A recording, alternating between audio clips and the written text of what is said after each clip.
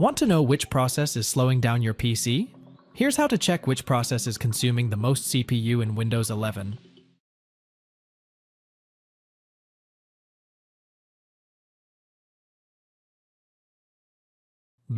Right-click on the Start button on the taskbar. Select Task Manager from the context menu. Select Processes tab and click CPU column header once so that all the applications that are using CPU are listed in descending order. So the highest CPU consuming application will be at the top of list. Then, go to Performance tab and click CPU on the left side of the window. Click Open Resource Monitor link at the bottom of the window as shown in the below screenshot.